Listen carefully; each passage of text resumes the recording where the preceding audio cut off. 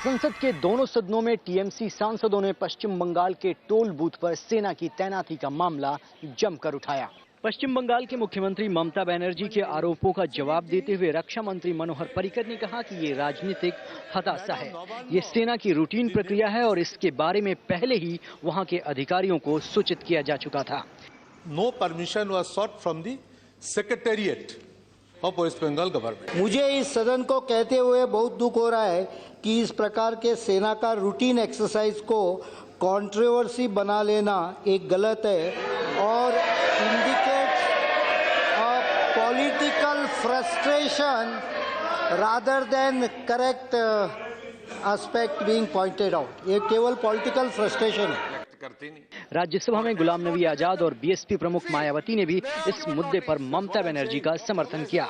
ये हमारे भारतीय संविधान में जो संघीय ढांचे का प्रावधान है तो उसके ऊपर बहुत बड़ा ये हमला है।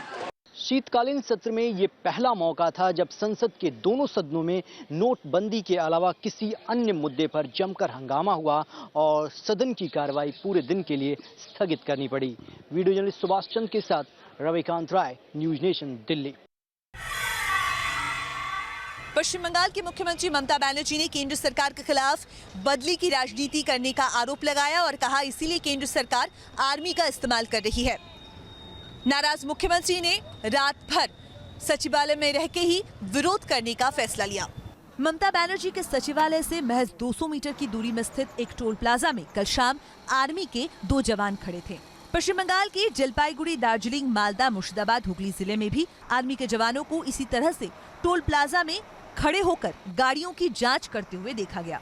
ममता बनर्जी ने कहा कि राज्य सरकार को बिना बताए पश्चिम बंगाल में आर्मी को उतारा गया है।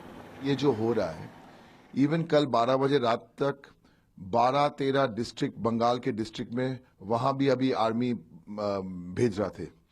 और सुन लीजिए, एक नंबर, कोई कोऑर्डिनेशन नहीं हुआ स्टेट गवर्नमेंट से, कोई इंफॉर्मेशन नहीं मिला स्टेट गवर्नमेंट से। जबकि आर्मी ने अपने बयान में इसे महज एक रूटीन एक्सरसाइज बताया। We deny this charge with all contempt. This is exercise for our operational purposes. That is all I can tell you about this. Mamata Banerjee ने कहा कि वो तब तक सचिवालय से घर वापस नहीं जाएंगी जब तक आर्मी को पूरी तरीके से हटाया नहीं जाएगा। आर्मी द्वारा पेश की गई चिट्ठियों से ये स्पष्ट हो चुका है कि आर्मी की इस रूटीन एक्सरसाइज के बारे में राज्य सरकार को पूरी तरीके से जानकारी थी, लेकिन तृणमूल कांग्रेस अब भी अपनी गलती मानने को तैयार नहीं। वीडियो जर्नलिस्ट सुमित सरकार के साथ कोलकाता से देवयानी चौबे, न्यूज नेशन। वित्त मंत्री अरुण जेटली का बयान, कहा नोटबंदी से बढ़ेगा कारोबार, सिकुड़ जाएगी पेपर करेंसी। वहीं आज से आपके लिए बड़ी खबर, 500 के नोट अब पेट्रोल पंप और एयरलाइंस में आज रात 12 बजे के बाद नहीं चलेंगे। आज रात 12 बजे के बाद 500 के पुराने नोट का इस्तेमाल पेट्रोल पंप और एयरलाइंस टिकट के लिए नहीं किया जा सकेगा। बाकी सारी सेवाएं जिस पर छूट दी गई थी 15 दिसंबर तक जारी रहेंगी, जैसे सरकारी अस्पतालों, दवाओं, toll plaza, school fees, electricity bill जैसी सुविधाएं जारी रहेंगी। वही वित्त मंत्री अरुण जेटली ने बयान दिया कि नोटबंदी और जीएसटी भारत के लिए गेम चेंजर साबित होने वाले हैं। वित्त मंत्री अरुण जेटली ने कहा कि इस साल भी भारत पहले की तरह बड़ी तेजी से विकास की रफ्तार पकड़े हुए है। नोटबंदी के फैसले से लॉन्ग टर्म इकोनॉमी पर असर नहीं पड़ेगा और देश के कारोबार का दायरा बढ़ेगा। वहीं नोटबंदी के 24वें दिन भी हालात वैसे ही रहे। लोगों की लंबी लंबी कतारें बैंकों के बाहर लगी रहीं। वीडियो जर्नलिस्ट अतुल राज के साथ सईद आमिर हुसैन, न्यूज नेशन, दिल्ली। नोटबंदी के मुद्दे पर गृह मंत्री राजनाथ सिंह ने केंद्र सरकार का किया बचाव। कहा प्रधानमंत्री ने 50 दिन की मोहलत मांगी है और 50 दिन बाद सामान्य हो जाएंगे हालात। गृह मंत्री ने नोटबंदी को काले धन के खिलाफ खुली जंग बताते हुए लोगों से 50 दिन तक धैर्य रखने की अपील की। नोटबंदी को गरीबों के हक में लिया हुआ फैसला बताते हुए राजनाथ ने कहा कि इससे आतंकवाद और नक्सलवाद की कमर टूट जाएगी। नोटबंदी को साहसिक फैसले की संज्ञा देते हुए राजनाथ ने कहा कि इससे गरीब और अमीर के बीच की खाई को भी पाटने में मदद मिलेगी, लेकिन लोग 50 दिन तक प्रधानमंत्री को मोहलत दें। सचमुच ये भारत सरकार की काले धन के खिलाफ ये खुली जंग है। नगरोटा में सेना के कैंप पर हुए हमले को लेकर पूछे गए सवाल के जवाब में राजनाथ सिंह ने कहा कि लोगों को देश की सेना पर भरोसा रखना चाहिए, सेना इसका कड़ा जवाब देगी। वीडियो जर्नलिस्ट ज्ञान मिश्रा के साथ अनिल यादव, न्यूज नेशन, लखनऊ। आयकर विभाग की रेड से बेंगलुरु में बरामद हुए करीब 6.25 करोड़ रुपए के नए नोट। आयकर विभाग ने बेंगलुरु में 2 सरकारी इंजीनियरों और 2 ठेकेदारों के ठिकानों पर रेड के दौरान 7 करोड़ रुपए बरामद किए हैं, जिसमें करीब 6.25 करोड़ रुपए नए 2000 के नोट हैं। आयकर विभाग ने बुधवार सुबह पेबल्स बेस सोसाइटी में एक सरकारी इंजीनियर के घर पर छापा मारा, जहां से मिली जानकारी के बाद 2 ठेकेदारों और एक सीनियर इंजीनियर के ठिकानों पर छापे मारे गए। आयकर विभाग ने रेड में सोने और चांदी के 14 किलो जेवर और कई महंगी गाड़ियां भी जब्त कर ली है। आईटी विभाग के मुताबिक अब भी कई जगह पर छापे जारी है और इन छापों के दौरान जिन लोगों का नाम सामने आया है उनको नोटिस भेजा जा रहा है। वीडियो जर्नलिस्ट मधु के साथ यासर मुश्ताक, न्यूज़ नेशन, बेंगलुरु। राहुल गांधी ने पहली बार कांग्रेस संसदीय दल की बैठक की अध्यक्षता की। इस बैठक से साफ हो रहा है कि राहुल गांधी जल्द पार्टी की कमान संभाल सकते हैं। बैठक में राहुल गांधी ने प्रधानमंत्री पर निशाना साधते हुए कहा कि मोदी जी अपनी छवि के बंदी हो गए हैं। सेहत ठीक न होने की वजह से कांग्रेस अध्यक्ष सोनिया गांधी इस बैठक में मौजूद नहीं थी। इस बैठक में कांग्रेस उपाध्यक्ष राहुल गांधी ने प्रधानमंत्री नरेंद्र मोदी पर निशाना साधते हुए कहा कि उनकी टीआरपी पॉलिटिक्स में ज्यादा रुचि है, जिसकी वजह से देश को नुकसान पहुंचा है। राहुल गांधी ने कश्मीर के मसले पर कहा कि बीजेपी पीडीपी में अवसरवादी गठबंधन है। कांग्रेस की आगे की रणनीति है कि संसद के भीतर लोक महत्व के मुद्दों पर सरकार का साथ दिया जाए, ताकि जनता में ये संदेश जाए कि लोक महत्व के मुद्दों पर कांग्रेस सरकार के साथ है। वीडियो जर्नलिस्ट मनोज कुमार के साथ मोहित दुबे, न्यूज़ नेशन, दिल्ली।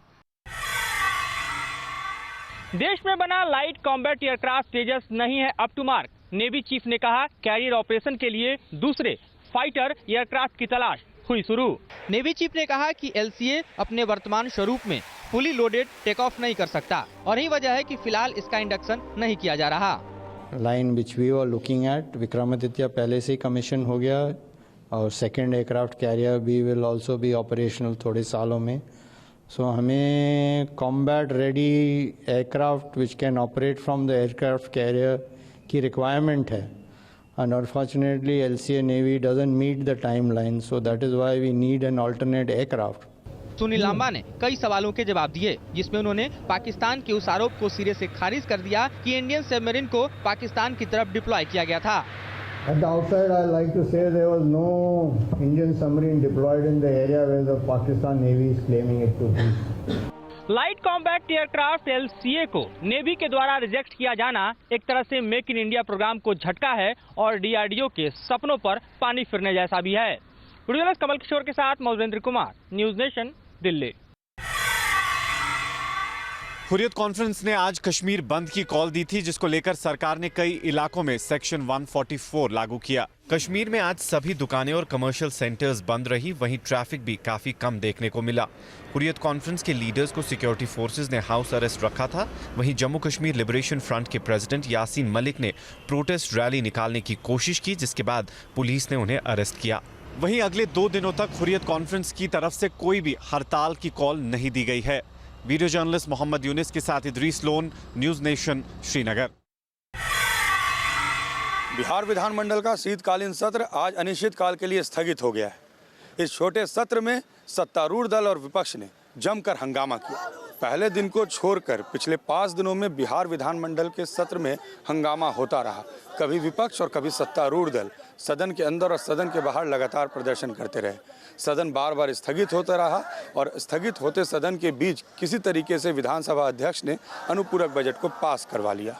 काला धन छिपाने के लिए नरेंद्र मोदी विदेश में कोई ऐसा कंट्री नहीं है कि नहीं छोड़ा है और सब जगह पैसा जमा काला धन जमा किए हैं। इस पर सीबीआई से जांच हो। हाउस नहीं चलने दे रही है, इसमें सरकार की नीतीश कुमार की मिली भगत है, क्योंकि वो उनकी बोलती बंद है, कुशासन से बोलती बंद है। शासन के खत्म हो जाने से 8 दिन के सत्र में कभी भी कोई सार्थक चर्चा नहीं हो पाई।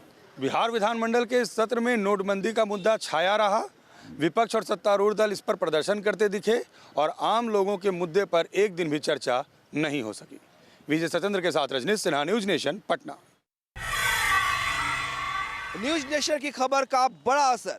यूपी के शिक्षा विभाग ने बिरला श्लोका एडुकेट कंपनी को किया ब्लैकलिस्टेड। आईसीटी योजना के तहत निकाले गए इस टेंडर को भरने वाली 3 कंपनियों में से एक बिरला श्लोका एडुकेट कंपनी ने जो बैंक गारंटी जमा कराई थी वो फर्जी निकली। मामला तब सामने आया जब 29 सितंबर 2016 को सिटी यूनियन बैंक के विजिलेंस एवं ऑडिट डिपार्टमेंट के महाप्रबंधक ने यूपी माध्यमिक शिक्षा के निदेशक को पत्र लिखा। बैंक ने जानकारी दी कि जो 7 bank guarantee Birla Shloka educate company ने विभाग के पास जमा कराई है वो उनके बैंक के ब्रांच ने जारी नहीं की है। फर्जी बैंक गारंटी कुल 2,82,71,000 रुपए की थी। डायरेक्टर माध्यमिक शिक्षा को कहा गया है कि उसमें संबंधित फर्म के खिलाफ एफआईआर दर्ज कराएं, क्योंकि ये इस तो धोखाधड़ी का प्रकरण है। उसने बैंक गारंटी फर्जी डिपार्टमेंट में प्रस्तुत की है और उसे ब्लैकलिस्ट कर। खुलासे के बाद कंपनी के खिलाफ एफआईआर दर्ज हुई और न्यूज नेशन पर खबर दिखाने के बाद कंपनी को ब्लैकलिस्टेड कर दिया गया। लेकिन सवाल उठता है कि इस करप्शन में और कौन कौन शामिल है। सवाल ये भी है कि अभी एक ही मामला खुला है, क्या और खुलासे होने अभी बाकी है। वीडियो जर्नलिस्ट मोहम्मद फहीम के साथ विनोद मिश्रा, न्यूज नेशन, लखनऊ। मुंबई की company Birla shloka edutech company का दामन पहले से ही रहा है दागदार। कंपनी के खिलाफ मुंबई में पहले भी हो चुका है मामला दर्ज। बिरला श्लोका एडुटेक सहित 3 कंपनियों को 24 करोड़ रुपए का कॉन्ट्रैक्ट दिया गया था। कंपनियों को ये जिम्मेदारी दी गई थी कि वो आदिवासी बच्चों को कंप्यूटर साइंस की तालीम दे और उनके पर्सनालिटी डेवलपमेंट के साथ इंग्लिश इंप्रूव करने का काम करें। शर्त ये रखी गई थी कि बच्चों के विकास का ये प्रोग्राम कंपनियां अपने बलबूते पे चलाएंगी और आउटसोर्स नहीं करेंगी, लेकिन ऐसा नहीं हुआ। बिरला श्लोका एडुटेक ने कॉन्ट्रैक्ट के नियम की अनदेखी की और मुंबई के बाहर आउटसोर्स किया। गवर्नमेंट का उद्देश्य था कि यहाँ के जो आदिवासी बच्चे जो हैं वो शहरी इलाके के बच्चों के साथ उस कंपटीशन कर सके, तो गवर्नमेंट का उद्देश्य सही था। लेकिन दुर्भाग्य से ये तीनों जो कंपनी ने जिस तरह से उसका इम्प्लीमेंटेशन होना चाहिए था वो दुर्भाग्य से नहीं हो पाया, वो कागज पर ही रह गया। जाहिर है बिरला श्लोका एडुटेक लिमिटेड का रिकॉर्ड पहले से ही खराब रहा है। वीडियो जर्नलिस्ट कामेश हल्दे के साथ सुभाष शिर्के, न्यूज़ नेशन, मुंबई। दिल्ली सरकार ने अपने विंटर एक्शन प्लान के तहत आज से बेघर लोगों के लिए मोहल्ला क्लिनिक की शुरुआत की है। दिल्ली के अलग अलग इलाकों में मोहल्ला क्लिनिक शुरू करने के बाद अब दिल्ली सरकार ने ये सुविधा बेघरों के लिए भी शुरू कर दी है। सरकार ने बेघरों के लिए सराय काले खां और यमुना बाजार के पास बने रैन बसेरों में मोहल्ला क्लिनिक बनाए हैं, जिनका उद्घाटन आज मुख्यमंत्री अरविंद केजरीवाल ने किया। सरकार ने बेघरों को रैन बसेरे तक लाने के लिए 18 रेस्क्यू टीमें भी तैयार की हैं। ये टीमें पूरी दिल्ली के बेघरों को रैन बसेरे तक पहुंचाएंगी। अभी फिलहाल 3 से 4 जगहों पर ये मोहल्ला क्लिनिक खोले गए हैं, लेकिन अगर ये सफल रहा तो आगे भी सरकार और जगहों पर इनको खोलने की तैयारी में है। वीडियो जर्नलिस्ट सत्यरंजन औत्रे के साथ Deepak Singh Rawat, news nation, Delhi. Delhi NCR समेत पूरे उत्तर भारत में छाया घना कोहरा। विजिबिलिटी हुई 500 मीटर से भी कम। आज दिसंबर की दूसरी तारीख है और अभी से दिल्ली एनसीआर समेत पूरे उत्तर भारत में कोहरे की वजह से जनजीवन अस्त व्यस्त हो गया है। कोहरे ने आज भी रफ्तार पर लगाम लगाने का काम किया और धुंध के चलते एनसीआर के कई हिस्सों में सड़कों पर गाड़ियां रेंगती हुई नजर आईं। दिल्ली के ज्यादातर इलाकों में आज की सुबह ठिठुरन भरी रही, तो वहीं मौसम विभाग के मुताबिक आने वाले 3 दिनों तक इसी तरह का कोहरा नजर आएगा। आसमान में घना कोहरा छाए होने की वजह से इसका असर हवाई यातायात पर भी पड़ा और दिल्ली से चलने वाली कई ट्रेनें भी लेट हो गईं। हालांकि अगर मौसम वैज्ञानिकों की माने तो आने वाले 2-3 दिनों तक भी कोहरे से राहत मिलती नहीं दिख रही। वीडियो जर्नलिस्ट देव कुमार चौबे के साथ गौरव अरोड़ा, न्यूज़ नेशन, दिल्ली।